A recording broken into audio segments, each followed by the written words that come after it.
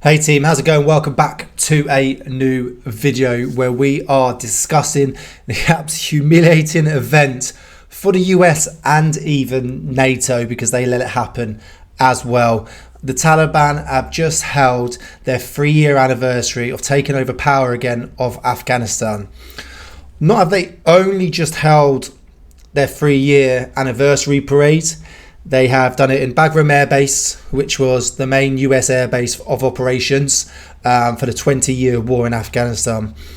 But they have also done it wearing military kit and equipment, weaponry, vehicles. We're talking things like that look like Huskies. They're all highly armoured with your bar armour. You've got armoured personnel carriers. You're talking tanks. You got Soviet era weaponry as well.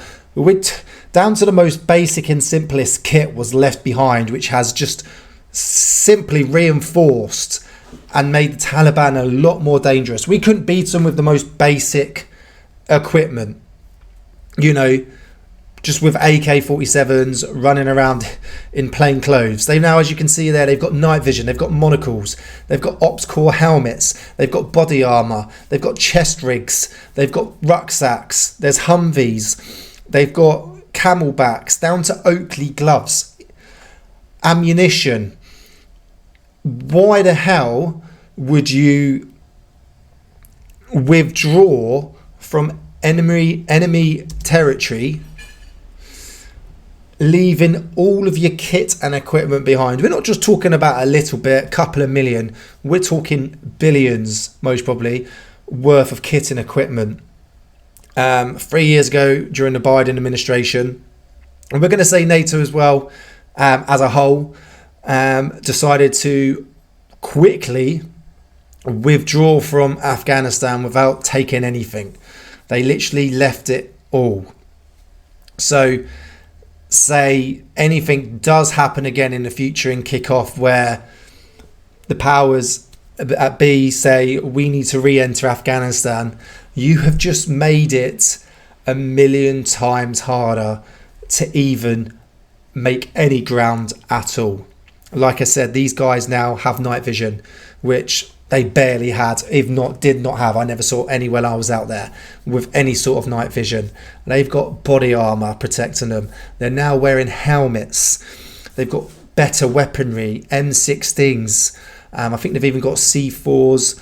They've even just down to like knee pads and gloves. You're making it easier for it to get around, more comfortable in the uncomfortable ground when they're conducting contact drills. And then armoured vehicles now, for them getting around, is going to make it a lot harder, obviously, to engage them and take them out. Why the hell they decided to withdraw like that, I do not know. I remember seeing it happen 3 years ago. Obviously, many nations rushed in to get their sort of citizens out, and any sort of Afghanistan citizens that had helped NATO and any sort of countries that are in Afghanistan, their interpreters, them and their families out, and then they just rushed out as an absolute embarrassment to everyone who served out in Afghanistan. It's a huge embarrassment to the families of those who were injured, and think of those that were fatally killed. It does make you think, why did we go there for? Why did these people lose their limbs, go blind, have even more serious injuries? And then for the families that lost loved ones, their brothers, their sons, their daughters, their husbands, their wives, sisters, mothers and fathers. Some of them had children, some of them had really young children they pretty much didn't meet. And it's all just gone to waste now because they couldn't be asked withdrawing correctly. For years, it was dying down and they were pulling back. So they knew it was happening. For years and years, we were trying to hand over to the local authorities to build up their security forces to get them into a position so they could defend themselves and they could have their own government to run the country in a nice, safe and humanitarian way. So how the hell did it get to 2021 with all this kit and equipment still there left behind? Why was a lot of that not taken well before, when we started closing down checkpoints, patrol bases, forward operating bases, and then the larger camps, and then the air bases, as they were getting taken, you know, as we were closing down and withdrawing, there was less and less troops. Why was kit and equipment not getting sent back? I know the US obviously pump billions and billions. Their defense budget is around 800 billion a year, so they pump a lot. They can afford most probably to waste a little bit here and there, but you don't just hand over to an enemy you've just been fighting for the last 20 years. I think it's absolutely ludicrous. It's embarrassing. It's a complete disaster, and what's even worse is no one is being held accountable. It's just been swept under the carpet like things always are.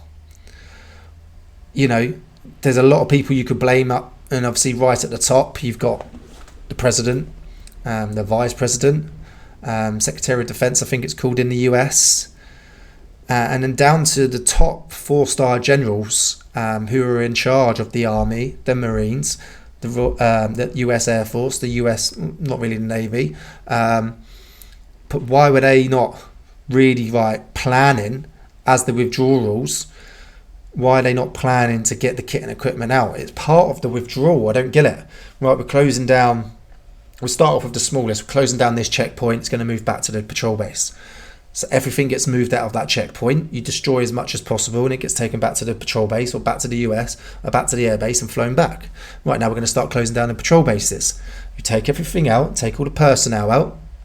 Any small stuff you're handing over to like local authorities, Afghan National Police, Afghan National Army, simple things like cot beds, food, you know, any sort of like air conditioning, fridge freezers that were sort of out there. Yeah, you can leave behind and hand over. Obviously, we did most probably give them weaponry and stuff. But I think the kit and equipment that was left behind, was that for the Afghan National Army, or was it just in a hasty withdrawal, it was just left behind? Why, you know, it just, I don't know. I think it's either way, what has happened is very humiliating for everyone that served, and especially for all those families who lost loved ones who got injured.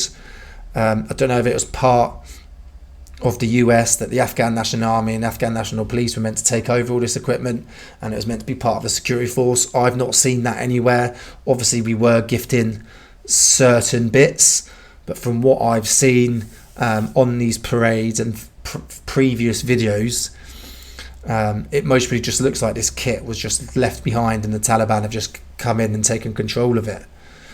But yeah, either way, no matter how it's happened, whether it was kit for the Afghan security forces, or whether it was just because of a hasty withdrawal and it was just left behind because of poor planning, it's still very sad, and it is very embarrassing for anyone who served out there, and even more humiliating for those that were in power who are unable to do their job. So I'd love to hear your thoughts on this. Please comment below. I'll be very interested to know. I do try and respond if I can. If I can't respond, I do try and read as many comments as I possibly can. Yeah, let us know what your thoughts are. I'll be very interested to know. Thanks for watching, and I'll see you in the next video.